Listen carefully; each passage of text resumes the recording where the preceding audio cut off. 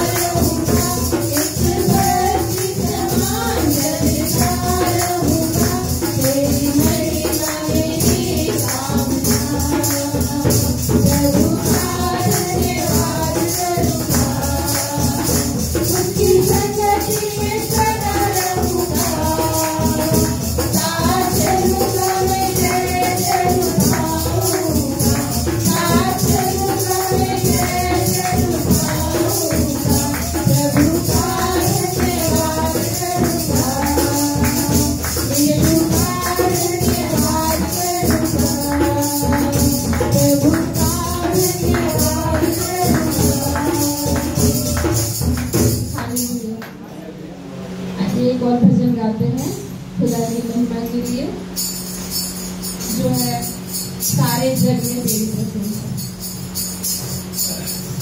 सारे जग में तेरी प्रशंसा, यीशु ही जीवन, यीशु ही आशा। सारे जग में तेरी प्रशंसा, यीशु ही जीवन, यीशु ही आशा। तू ही सहारा, तू ही भरोसा, संगीत तू ही, तू मेरा आशा। तू ही सहारा, तू ही भरोसा, संगीत तू ही मेरा आशा।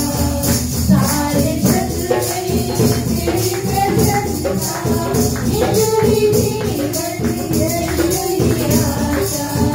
सारे जग में तेरी प्रशंसा, यीशु ही जीवन, यीशु ही आशा।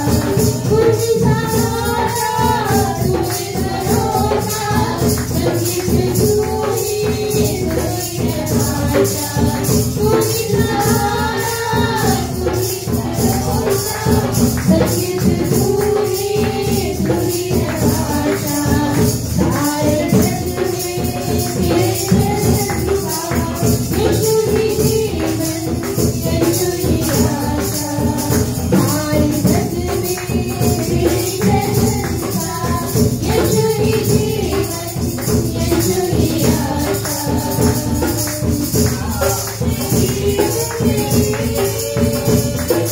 गाओ तेरी शान आवाज़ गूंजे मेरी, धरती और आसमान में। गाओ मैं गीत तेरे, गाओ तेरी शान आवाज़ गूंजे मेरी, धरती और आसमान में। दुनिया और खुशी जानना, तेरे रंग से नई दुनिया और खुशी जानना। सारे जग में तेरी प्रशंसा, यीशु ही जीवन, यीशु ही आशा। सारे जग में तेरी प्रशंसा, यीशु ही जीवन, यीशु ही आशा। तू ही सहारा, तू ही भरोसा, संगीत तू ही मेरा आशा। तू ही सहारा, तू ही भरोसा, संगीत तू ही मेरा आशा। सारे जग में तेरी प्रशंसा, यीशु ही जीवन, यीशु ही आशा। सारे जग में तेरी प्रशंसा, यीशु ही जीवन, यीशु ही आशा।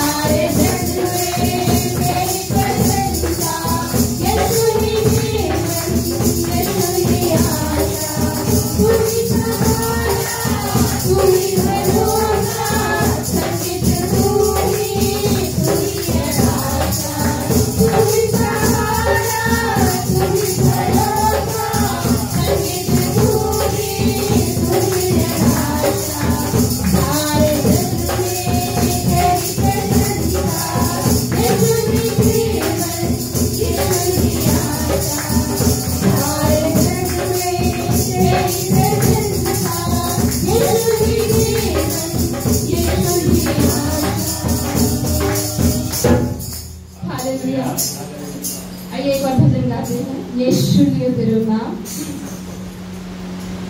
यीशु लियो तेरो नाम, यीशु लियो तेरो नाम, यीशु लियो तेरो नाम, यीशु लियो तेरो नाम, जिसने लियो तेरो नाम आयो उसी ने मुकाम, जिसने लियो तेरो नाम आयो उसी ने मुकाम, यीशु लियो तेरो नाम, यीशु लियो तेरो नाम, यीशु लियो तेरो नाम, यीशु लियो तेरो नाम, जिसने लियो तेरो नाम आयो उसी ने मुकाम, जिसने लियो तेरो नाम आयो उसी ने मुकाम।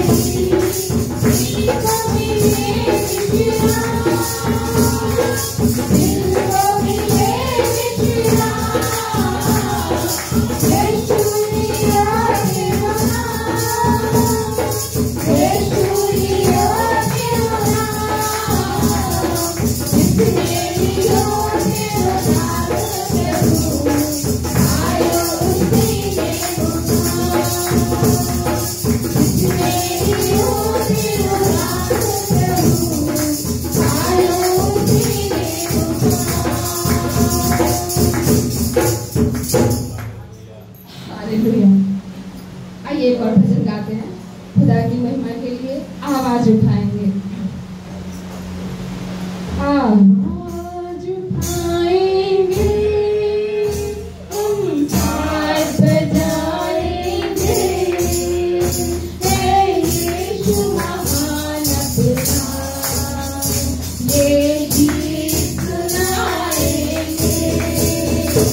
आवाज उठाएंगे, हम साथ बजाएंगे, हे यीशु महान अपना, ये गीत सुनाएंगे। आवाज उठाएंगे,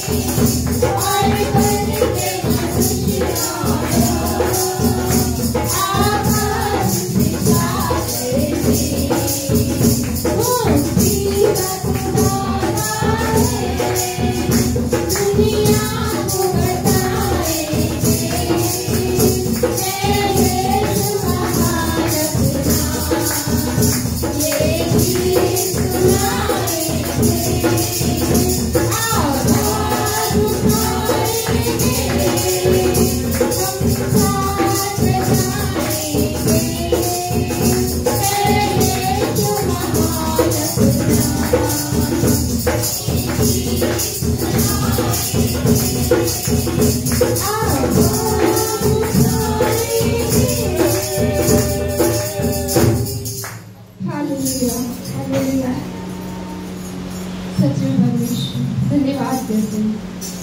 आइए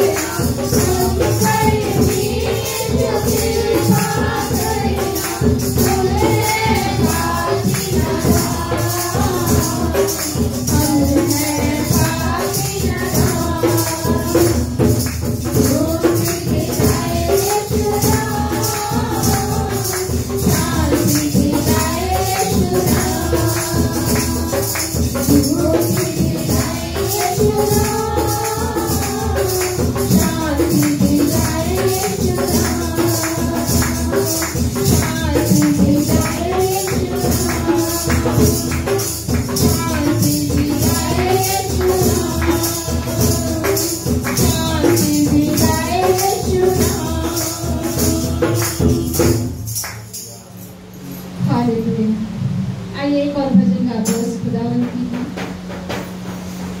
तेरी हजूरी यीशु रूह की मामूली है। हालेलुया।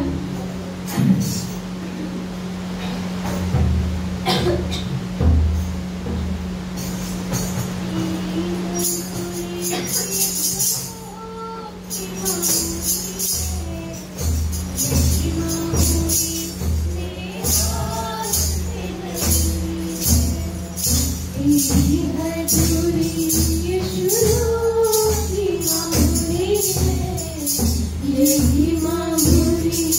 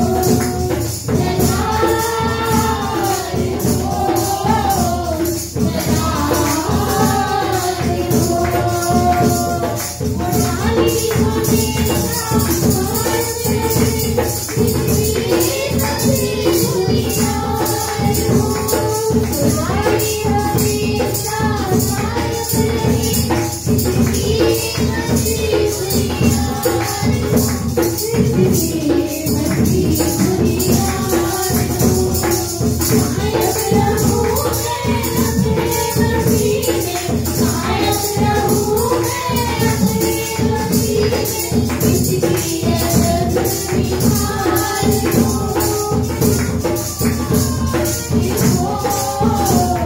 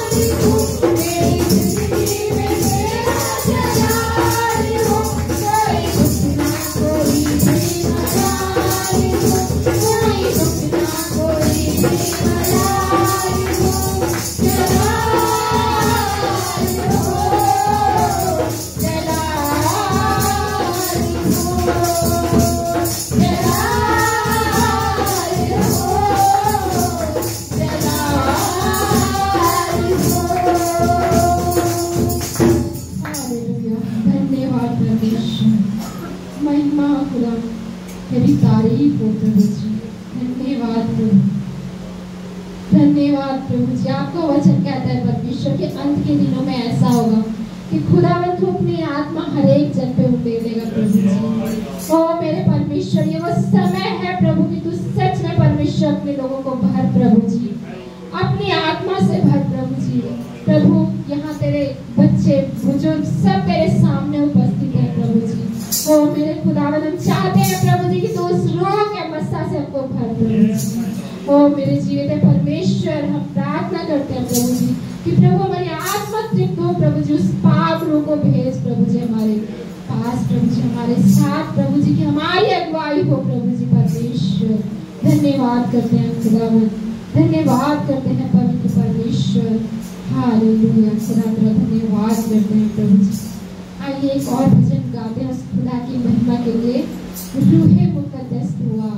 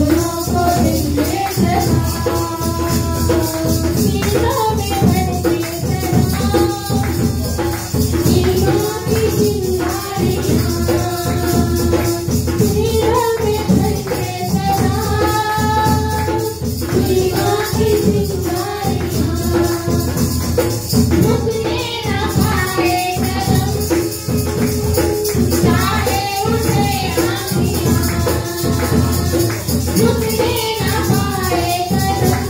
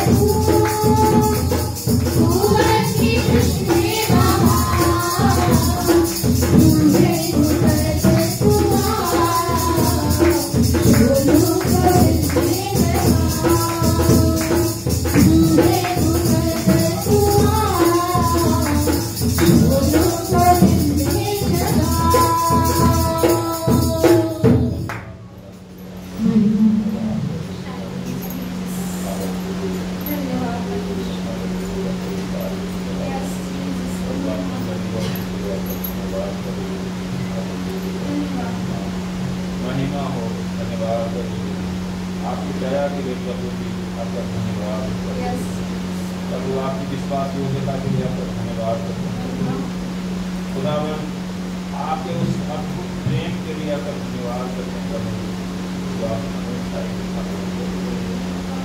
और प्रभु जी तेरा जो प्रेम है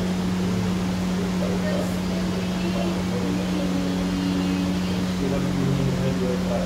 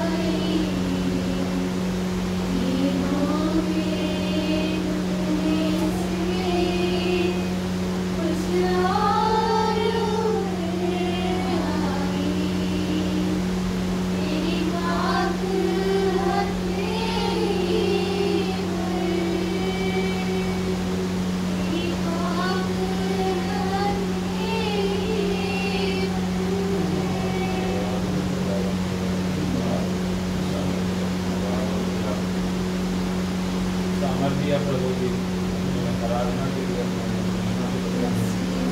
खुदावन आपका पूजा करते और प्रभु जी आगे की सभी बातों को आपके हाथ में सारा आदर में सम्मान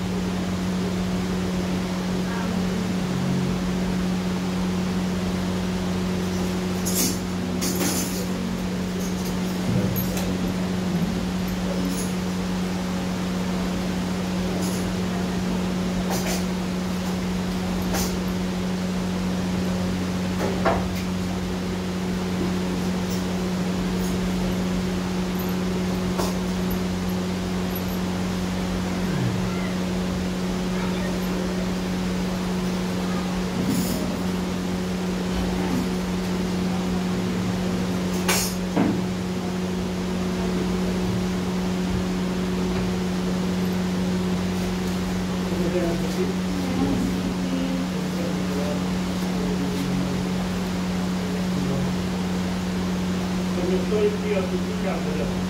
हे जाति जाति के सब लोगों यहोवा की स्तुति करो। हे राज्य राज्य के सब लोगों उसकी प्रशंसा करो।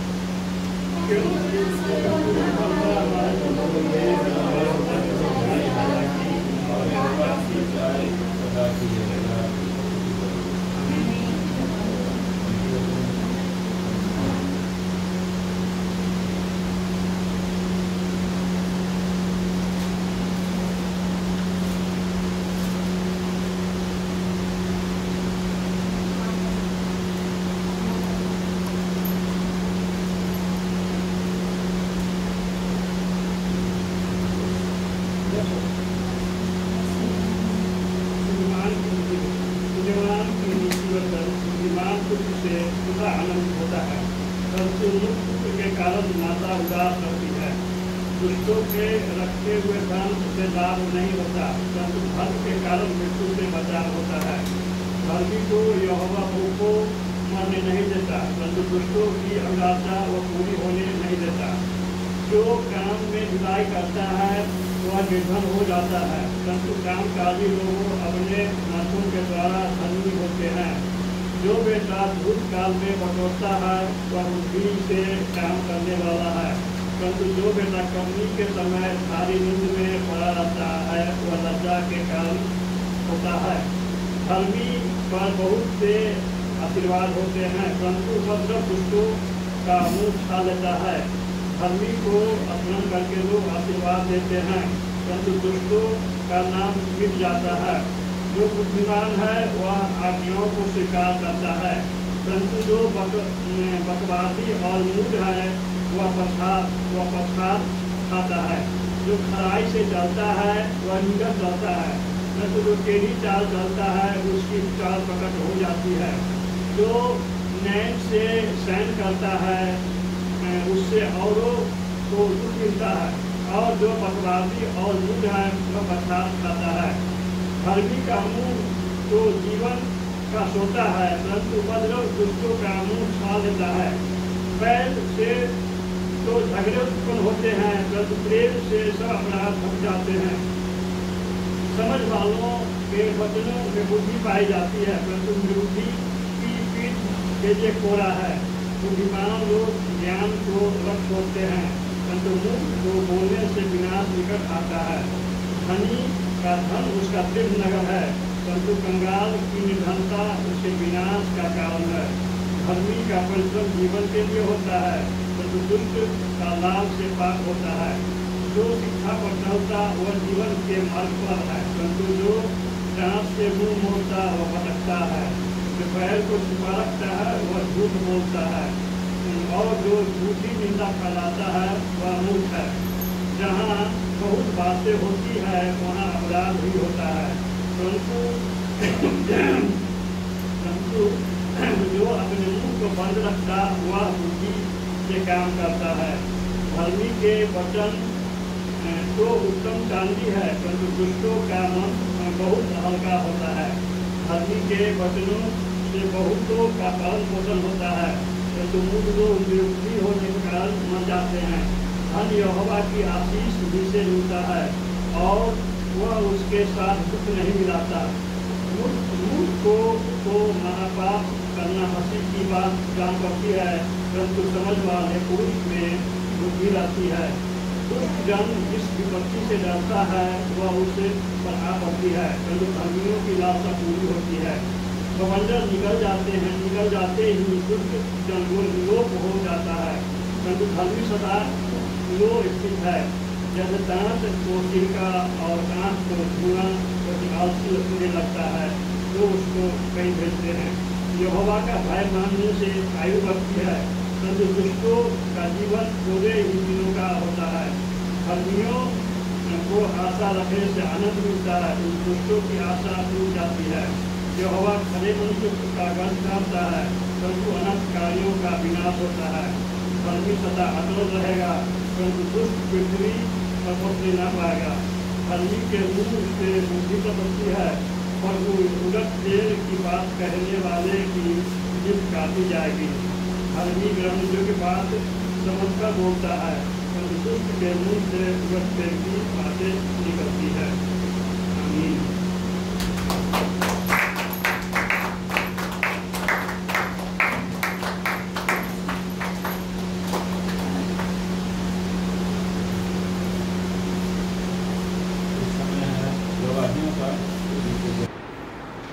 लूका रचित सुसमाचार उसके 10 अध्याय और 25 से 37 तक हम पढ़ेंगे और फिर हम उसको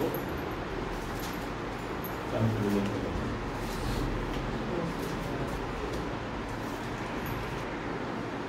और देखो, एक व्यवस्थापक उठा और यह कहकर उसकी परीक्षा करने लगा, हे गुरु, अनंत जीवन का वारिस होने के लिए मैं क्या करूं?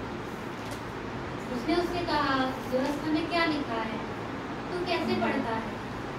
उसने उत्तर दिया, तू प्रभु अपने परमेश्वर से अपने सारे मन और अपने सारे प्राण और अपनी सारी शक्ति और अपनी सारी बुद्धि के साथ प्रेम रख और अपने पड़ोसी से अपने समान प्रेम रख। उसने उससे कहा, तूने ठीक उत्तर दिया, यही कर तो तू जीवित रहेगा। परंतु उसने अपने आप को धर्मी ठहराने की इच्छा से यीशु से पूछा, तो मेरा पड़ोसी कौन है? यीशु ने उत्तर दिया, एक मनुष्य यरूशलेम से यरीहो को जा रहा था, फिर डाकुओं ने घेर कर उसके कपड़े उतार लिए और मार पीट कर उसे अधमरा छोड़कर चले गए। और ऐसा हुआ कि उसी मार्ग से एक याजक जा रहा था, परंतु उसे देख के कतरा कर चला गया। इसी रीति से एक लेवी उस जगह पर आया, वह भी उसे देख के कतरा कर चला गया। परंतु एक सामरी यात्री वहां आ निकला और उसे देखकर तरस खाया। उसने उसके पास आकर उसके घाव पर तेल और दागत डालकर पट्टियां बांधी और अपनी सवारी पर चढ़ाकर सराय में ले गया और उसकी सेवा टहल की। दूसरे दिन उसने 2 दिनार निकालकर सराय के मालिक को दिए और कहा, इसकी सेवा टहल करना और जो कुछ तेरा और लगेगा मैं लौटने पर तुझे भर दूंगा। अब तेरी समझ में जो डाकुओं में गिर गया था, इन दिनों में उसका पड़ोसी कौन ठहरा? उसने कहा, वही जिसने उस पर दया की। यीशु ने उससे कहा, जा, तू भी ऐसा ही कर। आमीन। हालेलुया। हालेलुया। यीशु मसीह की जय। यीशु मसीह की जय। यीशु मसीह की जय। परमेश्वर का धन्यवाद करते हैं इस सुंदर वचन के लिए। हम सब जानते हैं कि जब हम पुराने नियम में जाते हैं, मतलब प्राचीन काल में जाते हैं, तो वहाँ पर क्या है कि परमेश्वर ने मूसा को 10 आज्ञाएं दी थी, पत्थर की पट्टियों पर लिख करके, है ना, जो हम निर्गमन में देख सकते हैं, निर्गमन की किताब में हम उसको देख सकते हैं। और 10 जो है मुख्य आज्ञाएं हैं। आप ऐसा मत समझिए कि वो 10 ही है। अगर 10 ही आज्ञाएं होती तो हमारा जो देश का संविधान है, जिस देश में हम रहते हैं, भारत देश में, तो यहाँ संविधान में कितनी धाराएं, कितनी उपधाराएं, उसके बाद जो है बैंकिंग एक्ट, उसके बाद जो है तो फिर ये एक्ट, वो act, insurance act, share market act, पता नहीं कौन कौन से एक्ट बनाए गए। मतलब देखा जाए तो हजारों की संख्या में होगा, है ना। इसी तरह से जो मुख्य आज्ञाएं जो मूसा को परमेश्वर ने दी थी वो 10 थी। उसके बाद और आज्ञाएं भी थी, लेकिन मुख्य 10 थी। लेकिन यहाँ प्रभु से भी वही बात पूछी जा रही है। और पूछ कौन रहा है? देखो, आप सबसे पहले तो एक चीज देखो कि जो इस वचन का जो शीर्षक है, यानी कि जो टाइटल है, वो क्या है? दयालु सामरी का दृष्टांत। मुझे लगता है कि हम सब सामरी जानते हैं। जैसे हमारे यहाँ, हमारे देश में देखते हैं कि कुछ ऐसे लोग हैं जिनके विषय में दूसरे लोग कहते हैं कि नहीं, इसके हाथ का तो पानी भी नहीं पीना चाहिए छुआ हुआ, इसके छाया से भी दूर चलना चाहिए। सेम वे में यही चीज वहां पर भी था। कहां पर? जहां प्रभु यीशु मसीह शरीर में आए थे इस्राएल में, वहां पर भी यही चीज था कि जो ये सामरी है, उन सामरियों के नगर में कोई नहीं जाना चाहता था दूसरे लोग। पानी और बाकी चीजें तो छोड़ दो, जिस कुआं में वो पानी पिएगा उस कुआं से दूसरे लोग पानी नहीं पिएंगे। लेकिन उसके विषय में क्या लिखा है? उसमें जो दयालु है उसके विषय में उदाहरण परमेश्वर ने दिया। हालेलुया। और यहाँ पूछने वाला कौन है वो देखिए। आप देखिए कि आज का समय कैसा हो गया है कि लोग सत्य के वचन तो नहीं सुनना चाहते हैं, मन भावनी बात सुनना चाहते हैं। लेकिन यहाँ पर प्रभु क्या बात कर रहे हैं? क्या ये मन भावनी बात कर रहे हैं? आप इसको जैसे जैसे पढ़ेंगे, अभी हमने पढ़ा है, सुना है, तो देखेंगे दयालु सामरी को क्यों करे? उन्होंने किसी बड़े जाति को, बड़े चोले वाले को, जो फरीसी और सदूकी जो थे, उनके विषय में कहते है ना। लेकिन उनका क्या कैरेक्टर यहाँ पर दिखाया है वो भी जरा देखिए। क्या कह रहा है कि और फिर कोई एक व्यवस्थापक उठा और यह कहकर उसकी परीक्षा करने लगा, हे गुरु, अनंत जीवन का वारिस होने के लिए मैं क्या करूं? अब व्यवस्थापक कौन होता है हम सब जानते हैं, जो यहाँ पर लोगों को मोक्ष देने का सर्टिफिकेट देते हैं। वैसे ही वो भी थे जो कहते हैं कि हम शास्त्रों के ज्ञाता हैं, शास्त्रों के जो है हम जानकार हैं कि ये करने से मोक्ष मिल जाएगा, ये करने से मुक्ति मिल जाएगी, ये करने से जो है ना आपको जन्मों से आज़ादी मिल जाएगी, ये ग्रह कट जाएंगे, वो हो जाएंगे। तो वैसे ही वो फरीसी थे जो व्यवस्था के ज्ञानी थे।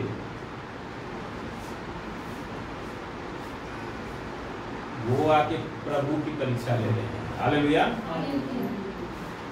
वो किसका परीक्षा ले रहा है? जो ज्ञान देता है और तब तो पाता है, उसका आके परीक्षा ले रहा है कि हे गुरु, अनंत जीवन का वारिस होने के लिए मैं क्या करूं?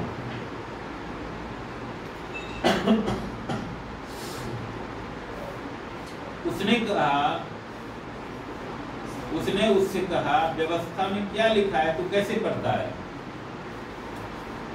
प्रभु ने उसको बोला, प्रभु ने कोई अपनी तरफ से कुछ नहीं बोला, क्योंकि वो तो व्यवस्था का ज्ञानी है। जब व्यवस्था का ज्ञानी तो व्यवस्था का तो पता होगा ना उसको। मान लो मैं कहूँ कि कोई जो है शास्त्र का, यहाँ वेदों का ज्ञान, मान लो हमारे यहाँ वेदों को मान्यता है, तो वेदों का ज्ञानी है, तो ऑलरेडी वो वेदों का ज्ञानी है, तो हम यही कह सकते हैं ना कि भाई आपके वेद क्या कहता है, वेद में क्या लिखा है ना, है ना। हम ब्रह्मास्मि, है ना, बहुत सारी ऐसी बातें हैं, मैं अभी उसको नहीं जाना चाहता हूँ। तो यहाँ पर कह रहे हैं कि तू कैसे पढ़ता है? तो उसने उत्तर दिया, किसने उत्तर दिया? व्यवस्थापक। तू प्रभु अपने परमेश्वर से अपने सारे मन और अपने सारे प्राण और अपनी सारी शक्ति और अपनी सारी बुद्धि के साथ प्रेम रख। हालेलुया। और अपने पड़ोसी से अपने समान प्रेम रख। क्या है? अभी हम कितने आज्ञा की बात कर रहे थे? 10 आज्ञा, है ना।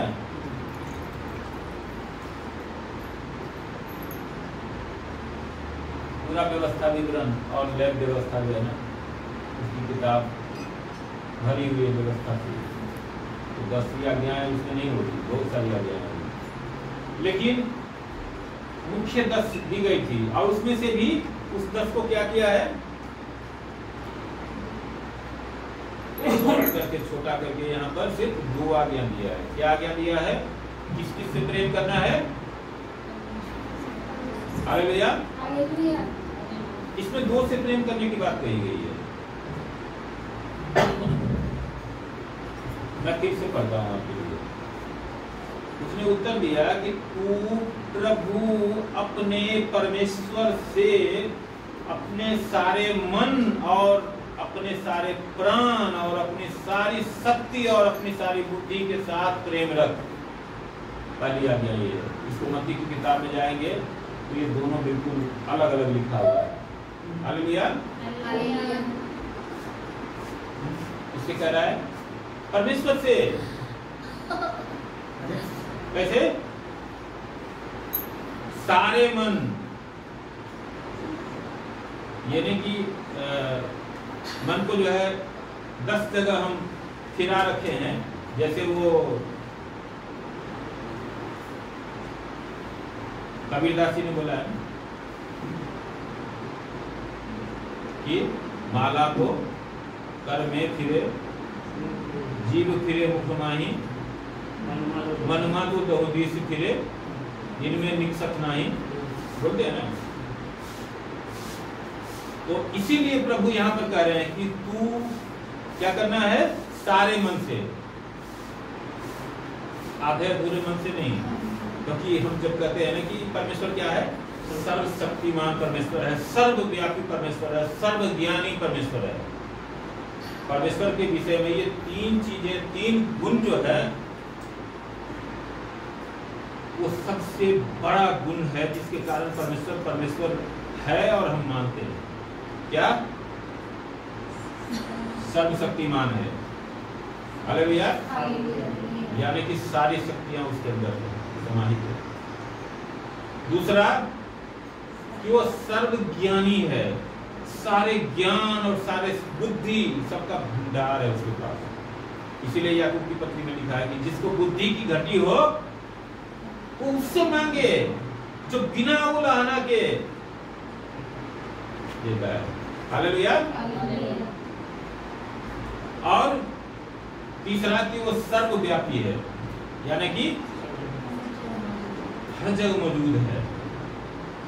ऐसा नहीं है कि उसके लिए कोई पूजा का घर है और कोई पूजा का जगह है जहां वही है खाली। वो सर्वव्यापी है, हर एक जगह मौजूद है। हम जब भजन संहिता 139 पढ़ते हैं तो वहां क्या लिखा है? हम कई बार उसको भजन में भी गाते हैं कि मैं तेरे आत्मा से भाग कर किधर जाऊं। अगर मैं आकाश पर चढ़ूं तो वहां भी तू है, अगर मैं पाताल में जाऊं तो वहां पर भी तू ही है। ऐसा कोई जगह नहीं है जहां पर प्रभु की उपस्थिति नहीं है। तो ये तीसरा गुण है। ये 3 मुख्य गुण है। तो प्रभु हमारे मन को जानता है, इसीलिए यहाँ पर क्या कर रहा है कि अपने सारे मन से, अपने सारे प्राण से। कितना प्राण है हमारे अंदर?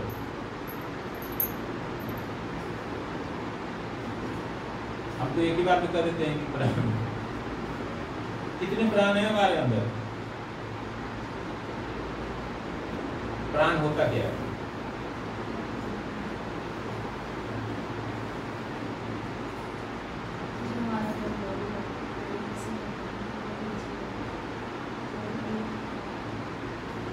मैंने शायद पहले भी इस विषय पर बात करी थी कि जब भी हमारा जिक्र होता है ना तो बिब्लिकली जो है 3 पार्ट हम मान सकते हैं जो हमारे जीवन का है या शरीर का है। पहला पार्ट है शरीर, जो फिजिकल हम है।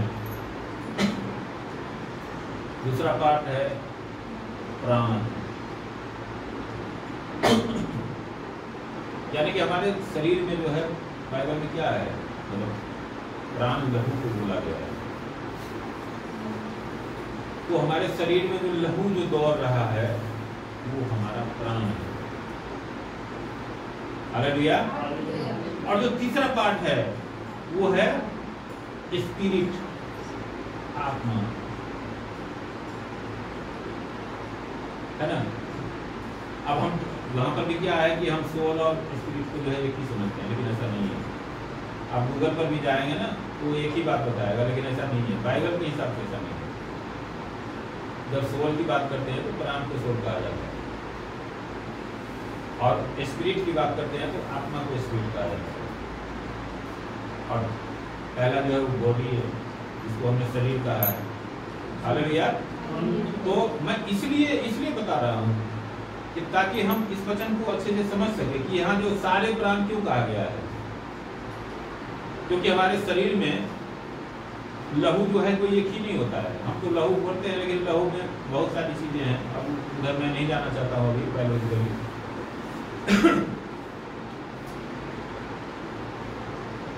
तो सारे प्राण मतलब जो भी हमारे अंदर लहू है, लहू ही हमें सामर्थ्य देता है। तो उससे उसके द्वारा परमेश्वर से प्रेम रखना है और अपनी सारी शक्ति, हालेलुया, शक्ति मतलब जो भी हमारे अंदर है, और अपनी सारी बुद्धि के साथ, और किसके साथ? सारी बुद्धि के साथ। जितना भी बुद्धि हमारे पास है, अब ये सारे बुद्धि भी क्या आ गया? बुद्धि भी तो हमारे पास एक ही है ना। आप परमेश्वर के हम क्या करते हैं कि स्पिरिचुअली है ना, आध्यात्मिक रूप से, और हम बाकी चीजों को अलग कर देते हैं। क्या बाइबल में ये नहीं लिखा है कि खाने पीने के विषय में विवाद हो जाता है? तो लिखा नहीं है क्या? प्रभु ने नहीं बोला कि जो खाता है, मतलब वो ऐसा लिखा है कि जैसे एक को कोई चीज खाना पसंद है, दूसरे को जो है कोई चीज खाना पसंद नहीं है, तो जो खाता है वो नहीं खाने वाले से घृणा नहीं करे, और जो नहीं खाता है वो खाने वाले से घृणा नहीं करे। मतलब इस विषय में कोई एक दूसरे से घृणा न करे, क्योंकि जो खाता है वो भी मेरे लिए ही खाता है, और जो नहीं खाता है वो भी मेरे लिए ही नहीं खाता है। ये विश्वास की बात है। एक को लगता है कि ये उचित है, दूसरे को लगता है कि ये उचित नहीं है ये खाना। इसलिए कह रहा है कि सारे बुद्धि से, मतलब हमें अपना वहां बुद्धिमानी नहीं चलाना है। जितना भी बुद्धि है ना हमारे पास, मान लो कि हमें बुद्धि है कि मैं ये बना सकता हूँ, ये इसे भी बढ़िया बना सकता हूँ, ये बुद्धि किसने दी है? अभी हमने बात करी थी ना, याकूब। तो जब परमेश्वर ने वो बुद्धि दी है, तो यहाँ पर इसीलिए अपने सारे बुद्धि के साथ कह रहा है कि ये जो बुद्धि परमेश्वर ने दी है, तो इस बुद्धि को भी, इस बुद्धि के द्वारा भी परमेश्वर की क्या करे?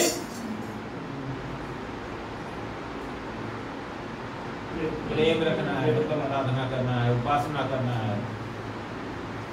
इस कला को भी उसके लिए इस्तेमाल करना है। हालेलुया। ऐसे ही हम सब में बहुत सारी कलाएं परमेश्वर ने दी है। उस कला को हम चाहें तो परमेश्वर के लिए इस्तेमाल कर सकते हैं। हमारे पास जो भी संसारिक धन मिला है, जो भी मन मिला है, जो भी बल मिला है, जो भी प्राण मिला है, जो भी शक्ति मिला है, कहने का मतलब ये है कि उस सबके साथ उस परमेश्वर से प्रेम रखें। ये है पहला आज्ञा। अगर अनंत जीवन पाना चाहते हैं तो उसके लिए ये पहला आज्ञा है जो हमें पालन करना जरूरी है। हालेलुया। मतलब कुल मिला के सारी चीजों से जो हमारा वजूद है, जो हमारी प्रेजेंस है इस संसार में, पूरे प्रेजेंस के साथ, पूरे वजूद के साथ उस परमेश्वर से प्रेम रखें। अगर हम यहाँ पर हैं, सपोज करिए कि मैं प्रार्थना में बैठा हूँ, मैं अकेले की बात करता हूँ, मैं प्रार्थना में बैठा हूँ और यहाँ बैठा तो प्रार्थना में प्रभु से बोले जा रहा हूँ, लेकिन मेरा मन कहीं और है, किसी और चीज पर लगा हुआ है, कहीं और घूम रहा है। क्या वो प्रार्थना पूरे मन से हो रहा है? क्या हम पूरे तवज्जो के साथ परमेश्वर के साथ हैं? नहीं है ना। संसारिक कोई व्यक्ति है, वो भी थोड़ी देर में समझ जाता है कि अरे ये तो हम जो कर रहे हैं हाँ हाँ हाँ हाँ हाँ हाँ कर रहा है, इसका मतलब इसमें नहीं आया हमारी बात। और ये कुछ भी बोले जा रहा है, कुछ भी बोले जा रहा है, जैसे वो दो मित्रों के विषय में मैंने कभी पढ़ा था छोटे क्लासों में कि एक मित्र जो है ना, उसको क्या आदत थी कि वो बात बात में कहता कि हाँ हाँ बढ़िया है बढ़िया है बढ़िया है, सब बातें बढ़िया है। तो एक बार उसका दूसरा मित्र जो है बीमार पड़ गया और वो हॉस्पिटल में था। तो जब इस मित्र को पता लगा तो ये गया देखने के लिए हॉस्पिटल में, हाल चाल पूछने। तो जब वहां पर गया तो बोला जो और कैसे हैं, तो बोला जो क्या बताऊं दोस्त, मैं बहुत ज़्यादा बीमार पड़ गया हूँ इसीलिए अस्पताल आना पड़ गया। तो बोला जो बढ़िया है। तो अब चूंकि उसका तो तकिया कलाम था, वो हर एक बात में बोलता था। तो फिर वो बोला जो तो अब क्या, तो हाँ इंजेक्शन दे रहा है, दवाइयाँ दे रहा है, तो बढ़िया है। ऐसे करते करते जो है वो हर बात में बढ़िया बढ़िया करते रहा। अब जो आपको पता है कि जो बीमार है वैसे भी उस मानसिक स्थिति थोड़ी सी हो जाती है। तो वो सुनते सुनते जो है वो झलाने लग गया मेरे अंदर। तो फिर वो पूछा जो दवाई क्या दिया है, तो वो भी गुस्से में आ गया, बोला जो जहर दिया है वही खा रहा हूँ तभी मर गया।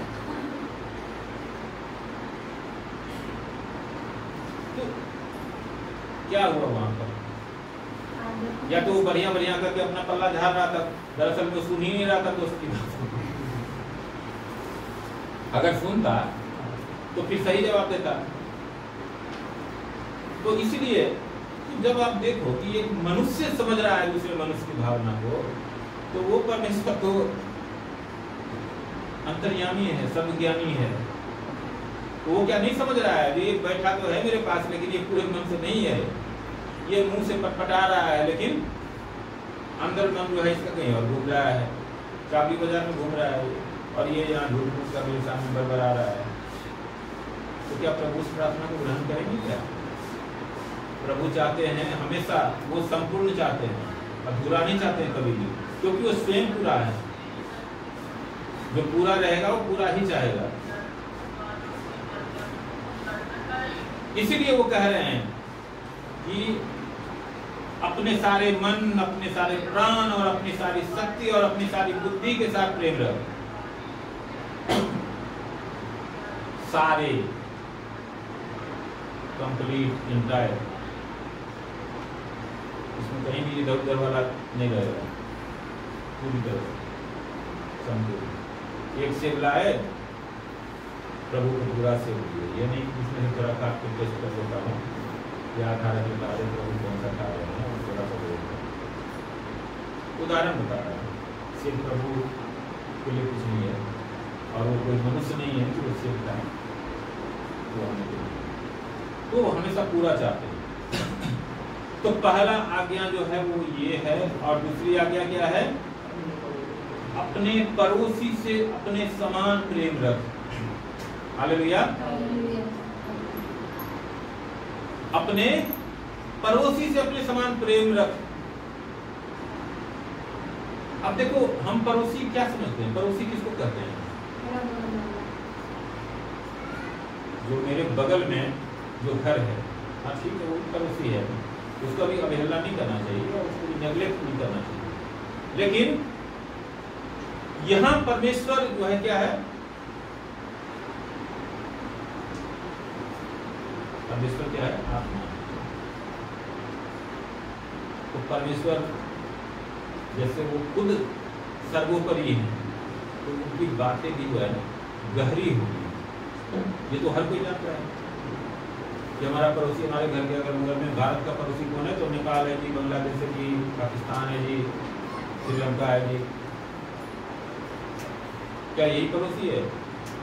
और हमारा जो कार्ड आता है, जो इतना जो माइक्रो प्रोसेसर और तमाम जो चीज़ें आती है टेक्नोलॉजी की, वो पाकिस्तान से तो नहीं आता है, तो अमेरिका से आता है या चीन से आता है। तो इस मामले में तो पड़ोसी वो हुआ ना, है ना? समझने का कोशिश करिए। मैं ये नहीं कर रहा हूं कि इसमें क्या प्रभु कहना क्या चाहते हैं। अगर हम ये 2 वचन समझ गए ना, तो मेरा विश्वास है कि जीवन में कभी भी हमारे पैर साइड नहीं फिसलने के लिए, और हम हमेशा प्रभु में कायम रहते हैं। हालेलुया। इसलिए इसको हल्का मत समझिए। हालेलुया। क्या कर रहा है? अपने पड़ोसी से अपने समान प्रेम रख। हम अपने आप को कितना प्रेम करते हैं? मुझे लग रहा है कि सबसे ज्यादा प्रेम यदि हम करते हैं संसार में किसी से, तो वो अपने आप से ही करते हैं। ये मेरा, वो मेरा, ये शर्ट मेरा, ये हाथ मेरे, ये पैर मेरे, है कि नहीं सच्चाई? सबसे ज्यादा प्रेम हम अपने आप से करते हैं। तो जब सबसे ज्यादा प्रेम हम अपने आप से करते हैं, तो यहां परमेश्वर का वचन कहता है जैसे हम अपने आप को प्रेम करते हैं, वैसे ही हम पड़ोसी के साथ प्रेम करते हैं। हालेलुया। अब यहां पर एक और सवाल प्रभु के सामने, वो सवाल है, उसने उससे कहा तूने ठीक उत्तर दिया, यही कर तो तू जीवित रहेगा। कौन कर रहा है? ये जो 2 आज्ञाएं हैं वो व्यवस्थापक ने बताया कि व्यवस्था में ये लिखा हुआ है। तो प्रभु ने बोला कि हाँ, ये बात तो बिल्कुल सही कर रहा है। प्रभु ने भी सोचा होगा कि ये तो तोते की तरह रटा हुआ है भाई, पूरी तरह से रट रखा है कि सब। हालेलुया। तो बोले जी बिल्कुल ठीक कर रहे हो। हालेलुया। फिर आगे और क्या हो जाता है? परंतु उसने अपने आप को धर्मी ठहराने की इच्छा से यीशु से पूछा तो मेरा पड़ोसी कौन है? अब देखो, क्योंकि वो तो भाई व्यवस्थापक है, इतना ज्ञानी है, इतना पढ़ा लिखा है, तो घमंड तो कहीं ना कहीं आ जाएगा ना। और देखो जो बचा पूजा था, वो यहाँ जो ये दोनों आज्ञाएं बता करके और प्रभु ने भी बोल दिया कि हाँ तू बिल्कुल ठीक कर रहा है। अब तो और घमंड करने के लिए बचा क्या? अब तो और पूरा फुल ऑफ हाइट पे आ गया, है ना? हालेलुया। तो कह रहा है कि बस अब कमी क्या रह गया है कि भाई इसको दुनिया गुरु करती है, तो ये भी कह दे, क्या कह दे कि आप बहुत बड़े धर्मी हैं। आप जो है ना, ये चोला पहन रखे हैं, बड़ा सा जो है पैर तक कंठी लटका रखे हैं, और ये कमर में जो है वो क्या क्या बांध रखे हैं, है ना? यहाँ पट्टा भी रख रखे हैं। आप ही हैं, क्या कहते हैं, सबसे बड़े वाले आर्च बिशप। तो यहाँ परमेश्वर क्या करते हैं? जो मन को जानते हैं ना, उससे कोई धोखा नहीं कर सकता है, उसको कोई ठग नहीं सकता है, कोई धोखा नहीं दे सकता है उसको। हालेलुया। प्रभु जान रहे हैं कि ये जो है ना क्या सुनना चाहता है, लेकिन क्या प्रभु झूठ बोलेंगे क्या? कभी देखा है पूरे बाइबल के अंदर कि प्रभु कहीं झूठ बोल रहे हो? नहीं, झूठ नहीं बोल रहे। तो यहाँ पर कह रहे हैं, यीशु ने उत्तर दिया, मैंने अभी बात करी थी ना कि वो जब भी बात करते हैं तो दृष्टांत यानी कि उदाहरण में बात करते हैं, एग्जाम्पल सही, है ना? तो यहाँ पर भी एक एग्जाम्पल दिया उन्होंने कि पड़ोसी को कैसे हम पहचानेंगे कि हमारा पड़ोसी है कौन दरअसल में। क्योंकि सिर्फ हमारे घर के अगल बगल में रहने वाला ही पड़ोसी नहीं है। हालेलुया। मैं आपको, वैसे तो बहुत सारे उदाहरण हम सबके जीवन में होते रहते हैं, लेकिन एक उदाहरण कई बार मैं पहले भी बोल चुका हूँ। मेरा एक बार बहुत ही, आप समझ लो कि मौत से मेरा आमना सामना उस दिन हुआ। ये मैं प्रभु के सामने खड़ा हूँ, मौत से मेरा आमना सामना हुआ था। मुझे लगा कि मैं मर गया, ऐसा एक्सीडेंट हुआ था। और मैं कई लोगों को फोन लगाता रहा, क्योंकि मेरे पास न तो लाइसेंस था, ड्राइविंग लाइसेंस, न ही गाड़ी का कागज था, न ही इंश्योरेंस था, पॉल्यूशन वॉल्यूशन तो बहुत दूर की बात है। तो अब एक्सीडेंट हुआ, पुलिस वहीं खड़ी थी, तो मुझे लगा कि तो फंस जाऊंगा, तो कोई मदद करने वाला, और 8 हम टूट गए थे, तो अपना भी हालत वही था, कपड़े स्वेटर सारे जो है फट गए थे, गीले भी हो गए थे। तो ये सब चीज़ें थी, तो इसलिए मैंने फोन किया कि चलो कोई मदद के लिए आया, लेकिन किसी का फोन नहीं लगा। मैं किसी को दोष नहीं देता हूँ, किसी का फोन नहीं, लेकिन वो जो हम देखते हैं एक बहन आती है ना, तो मनोज भाई, उनको फोन किए, कोई साधन नहीं था उनके पास, और वो जगह भी ऐसा था जहाँ एक्सीडेंट हुआ था, वहाँ भी कुछ साधन नहीं मिलने वाला था, ना बस ना कुछ। आजकल तो रिक्शा आ गया तो हर जगह मिलता है, लेकिन उस समय कुछ नहीं था। लेकिन बंदा जैसे तैसे लिफ्ट मांग के कैसे कैसे करके जो है वहाँ पर पहुँचा था वो बंदा। अब देखो मेरे घर के बगल में है सर नहीं है, मेरे गाँव का भी नहीं, मेरे रिश्ते में का भी नहीं है कोई, मतलब ऐसा कुछ नहीं कर सकते हैं जो जिससे कोई जुड़ाव हो हमारा। वैसे दोस्ती थी, आज भी है, बंदा भी होता। ये एक उदाहरण बताया हूँ, मतलब ऐसे हर एक के जीवन में होता है, सैकड़ों हजारों बार होता है। जीवन लंबा है, कोई एक दिन का जीवन नहीं है।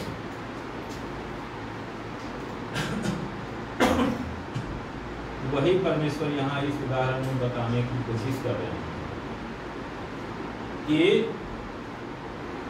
यीशु ने उत्तर दिया, एक मनुष्य यरूशलेम से यरीहो को जा रहा था कि डाकुओं ने घेर कर उसके कपड़े उतार लिए और मार पीट कर उसे अधमरा छोड़कर चले गए।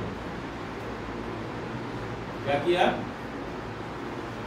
एक व्यक्ति है जो रास्ते में जो लूटने वाले लोग हैं, छीना झपट वाले, वो पकड़ के उसके कुछ नहीं मिला तो कपड़े ही उतार लिया और उसको मार पीट के छोड़ दिया वहां सड़क पर। हालेलुया। अब उसके बाद क्या होता है? 3 लोग गुजरते हैं वहां से। हालेलुया। और ऐसा हुआ कि उसी मार्ग से एक याजक जा रहा था, परंतु उसे देख के याजक कौन होता है?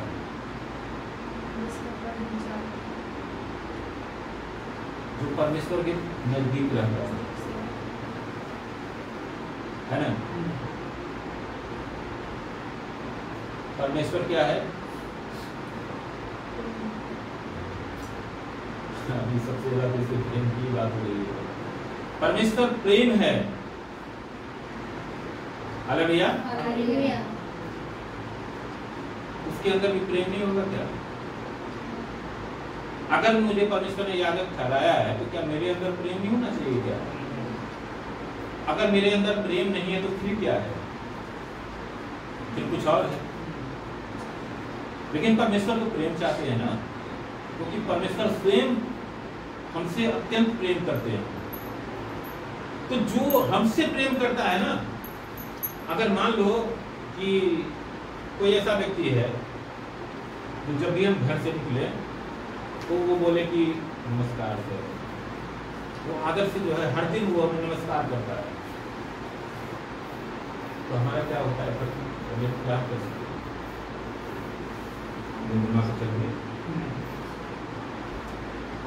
अच्छा लगेगा उसको? वो तो हमारा आदर कर रहा है। वो आदर कर रहा है, इसका मतलब है वो आदर चाहता भी है ना।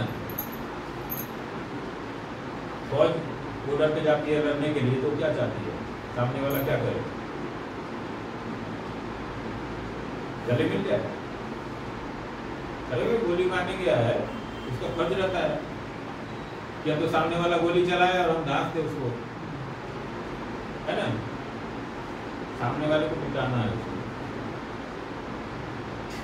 उसको वो ड्यूटी दी गई है। लेकिन परमेश्वर प्रेम है, जो उसके नजदीक सबसे ज्यादा रहता है उसके अंदर भी प्रेम जरूर होगा, और नहीं है तो होना चाहिए, है ना? क्योंकि यही पहचान है हमारी कि हम सबसे प्रेम करें। परमेश्वर कहता है कि अपने शत्रु से भी अपने समान प्रेम कर, अपने बैरियों के लिए प्रार्थना कर। कौन है बैरी? सब सामने है कोई क्या हमारा बैरी? मान लो कि आज किसी से हमारा दुश्मनी हो गया किसी बात को लेकर के। सपोज करो कि मैं नौकरी करता हूं, मेरा किसी ने 15,000 मार लिए है ना, 6 महीना तक मैं उसको कोसता रहा, जहां मिले उसको जो है ना कोसता रहा, गाली देता रहा, लोगों के सामने, बहुत से लोगों के सामने जा जाके मैंने बोल दिया अरे फलना बहुत बेईमान है, फलना जो है हरामखोर है, ये है वो, जो कुछ भी हम बुरे मन से हमने बोला। 6 महीने बाद मान लो कि उसने पैसे हमें लौटा दिए, जो बाकी था वो तो उसने चुका दिया। अब मैं क्या करूंगा?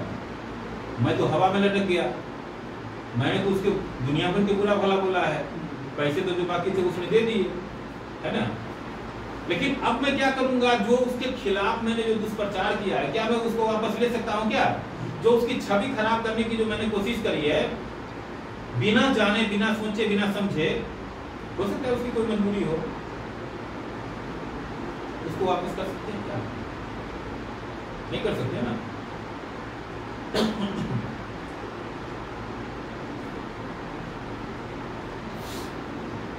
ऐसे ही परमेश्वर चाहते हैं कि हम प्रेम करें। हालेलुया। इसीलिए हमारा शत्रु कोई नहीं है, हमारा शत्रु वो अंधकार का हाकिम है, जो दिखाई नहीं देता है, जो शरीर में नहीं है, उससे हमारा लड़ाई है, और हमेशा 24 घंटे उसी से लड़ाई होता है हमारा। हालेलुया। तो यहाँ पर क्या हो रहा है?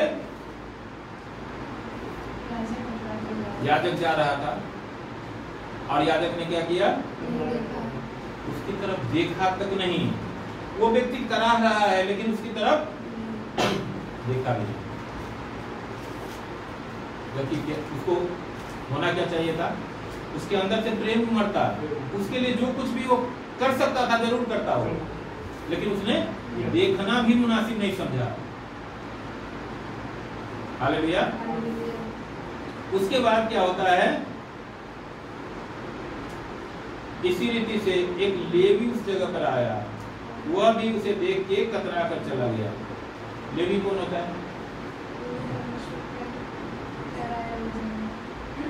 लेवी मतलब आप सीधा सीधा समझो व्यापारी या जो टैक्स देने वाले, है ना?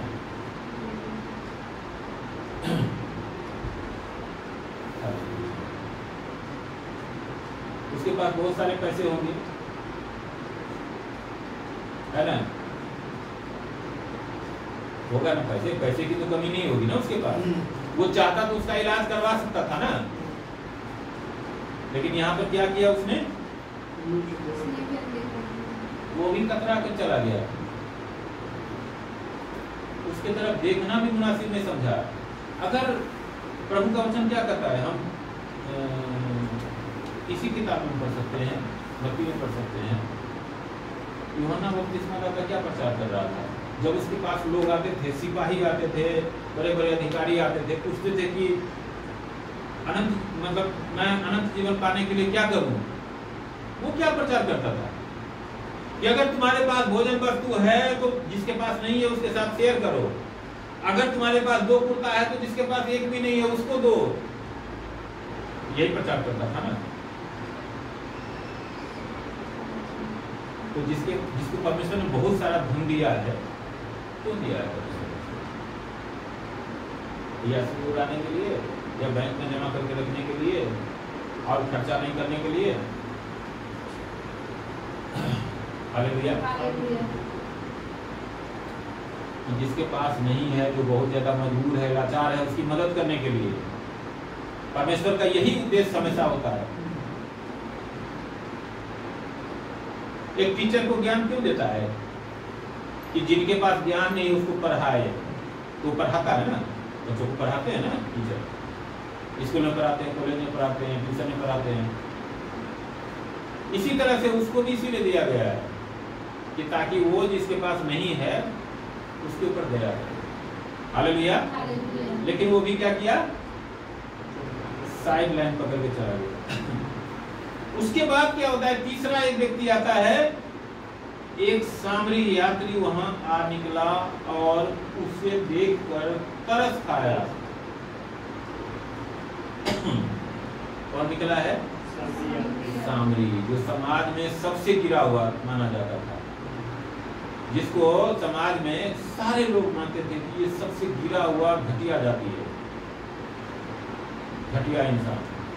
वो गुजर रहा है और उसने क्या किया, उस घायल को देखा तो उसके ऊपर तरस खाया, उसको दया आ गई।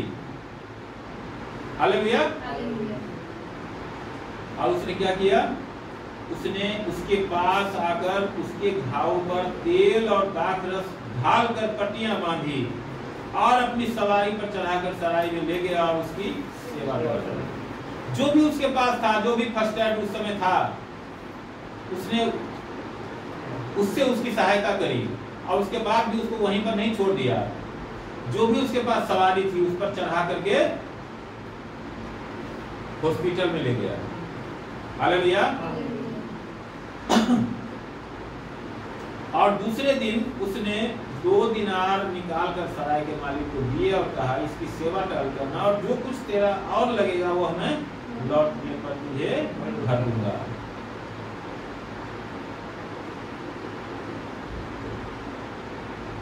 अगले दिन क्या किया,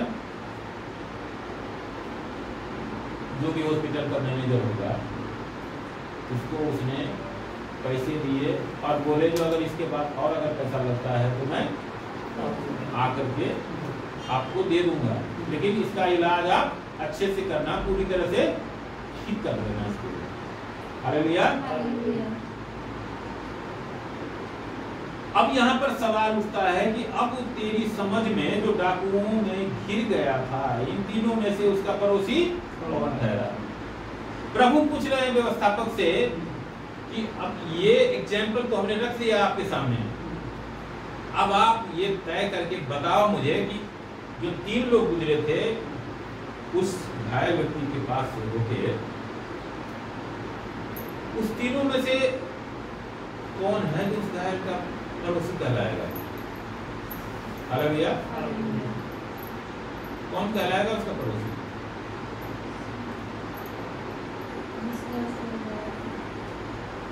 अब देखो यहाँ पर जो व्यवस्थापक को बिल्कुल समझने में आसानी हो रही है, कोई कठिनाई नहीं है, वो भी समझ रहा है। उसने कहा वही जिसने उस पर दया की। यीशु ने उससे कहा जब तू भी ऐसा ही कर। समझ गया व्यवस्थापक, समझ गया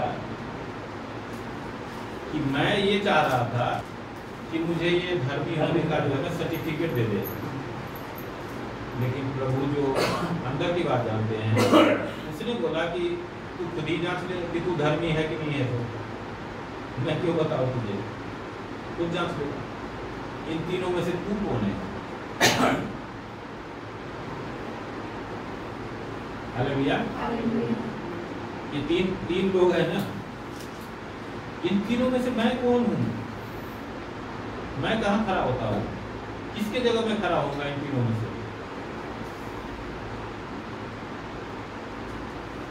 और यदि ये चौथे के जगह में खड़ा हूं, मैं घायल पड़ा हूं, तो मेरा पड़ोसी कौन होगा इन तीनों में से?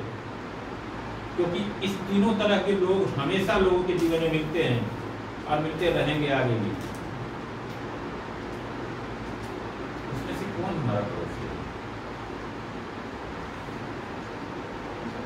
हमारा पड़ोसी वो है जिसने हमारे जीवन में कभी भी हमारे साथ अच्छा काम किया, जिसने हमारा भला किया।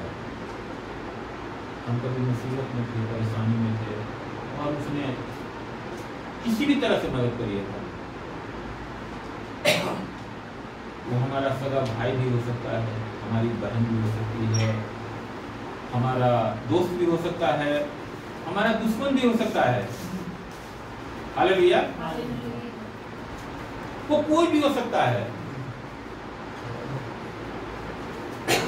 तो ये जरूरी नहीं है कि वो हमारे घर का हो या हमारे बाहर का हो या हमारे पड़ोसी में से हो, लेकिन वो चाहे कहीं का भी हो सकता है, लेकिन हमारा पड़ोसी कौन है, इसका ये बिल्कुल क्लियर लाइन है। और इस तरह से हम जीवन में हर एक वक्त में हम अपने पड़ोसी को पहचान सकते हैं और उसके साथ वैसे ही प्रेम करना है जैसे कि हम अपने आप से प्रेम करते हैं। तब हम अनंत जीवन के वारिस होंगे। यहां पर हमने यही देखा है कि ये जो 2 आज्ञाएं हैं, 2 लोगों से प्रेम करने की बात है। हालांकि देखो 2 तो कोई नहीं है तो एक ही, लेकिन ये समझने के लिए है, हम संसारिक में हैं, शरीर में हैं, तो इसलिए हम दोनों को अलग अलग देखते हैं। पहला, परमेश्वर से प्रेम करना है। कैसे प्रेम करना है? हालेलुया। कैसे प्रेम करना है? मैं एक बार फिर से रिपीट करता हूँ आपके लिए। तू प्रभु अपने परमेश्वर से अपने सारे मन और अपने सारे प्राण और अपनी सारी शक्ति और अपनी सारी बुद्धि के साथ प्रेम रख। कैसे रख? हमने बात करी है ना, सारे मन से। मन के विषय में भी हमने बात करी है कि हम तो मन एक शब्द में कर देते हैं, लेकिन हमारा एक ही मन नहीं है। हमारा मन जो है ना सैकड़ों टुकड़ों में बटा हुआ रहता है। तो प्रभु कभी भी टुकड़ा नहीं चाहते हैं, क्योंकि वो संपूर्ण है। जैसे प्रभु स्वयं संपूर्ण है, कंप्लीट है, वैसे ही वो हमसे भी चाहते हैं कि जब भी हम उनके सामने आते हैं तो पूरा कंप्लीटली आए, पूरा पैकेज। अगर नील डाउन होना है तो पूरा ही नील डाउन होना है। हमारे मन का भी नील डाउन होना है, हमारे प्राण का भी नील डाउन होना है, और हमारे बुद्धि शक्ति सबको नील डाउन होना है परमेश्वर के आगे।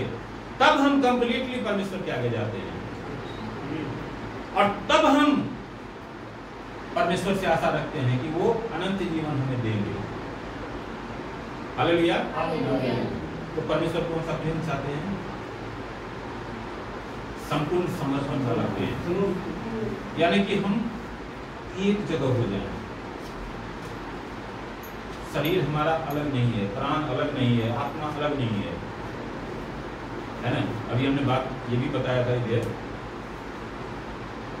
जो हम हैं फिजिकल, वो हमारा शरीर है जिसको हम बॉडी बोलते हैं, और प्राण जो हमारे शरीर में जो दौड़ रहा है लहू के, वो हमारा प्राण है। इसीलिए यहाँ सारे प्राण लिखा है। अब प्राण तो एक ही कहते हैं ना, प्राण, लेकिन यहाँ सारे क्यों लिखा है फिर? क्योंकि हमारे शरीर में जो लहू है वो एक कण नहीं है ना। अभी हम बैलोच कभी नहीं जा रहे हैं, हम सब पढ़े लिखे, हम जानते हैं। तो सारे प्राण के साथ और सारी शक्ति के साथ, शक्तियों के विषय में भी हमने बात करी। इस शक्ति जो है हर एक के पास परमेश्वर ने बहुत सारी शक्तियां दे रखी है, बहुत सारी कलाएं दे रखी है, बहुत सारे ज्ञान दे रखा है, बहुत सारे संसाधन दे रखे हैं।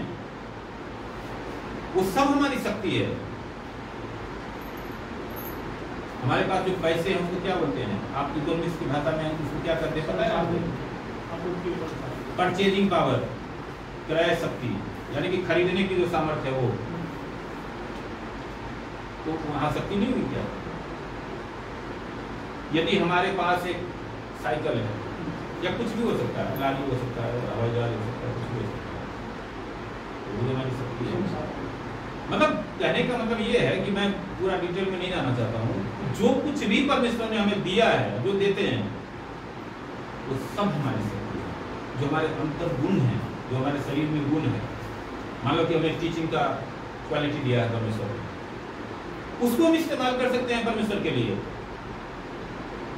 हमें लिखने का दिया है, हमें ये बनाने का दिया है, बहुत सारी चीजें हो सकती है। हालेलुया। परमेश्वर पूरा चाहते हैं। और दूसरा जो अभी हमने बात करी है, दूसरी आज्ञा क्या है? अपने समान अपने पड़ोसी से प्रेम रखो। अपने समान, अपने से हम कितना प्रेम करते हैं ये हम अच्छी तरह से जानते हैं। इसलिए परमेश्वर अपना उदाहरण दे रहा है कि मतलब हम जितना अपने से प्रेम रखते हैं उतना अपने पड़ोसी के साथ प्रेम रखते हैं।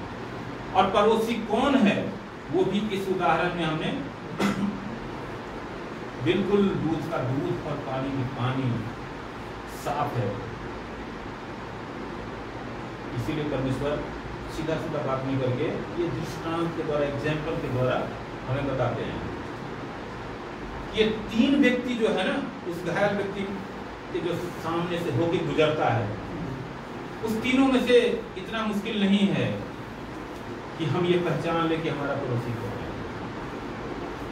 हमारे जीवन में सैकड़ों लोग गुजरते हैं। इसी तरह से हमें भी पहचान करना है कि हमारा पड़ोसी उसमें से कौन है। और जो हमारा पड़ोसी है जिसको हम पहचान कर लेते हैं, आइडेंटिफाई कर लेते हैं, तो उसके साथ हमें वैसे ही प्रेम करना है जैसे हम अपने आप के साथ प्रेम करते हैं। हालेलुया।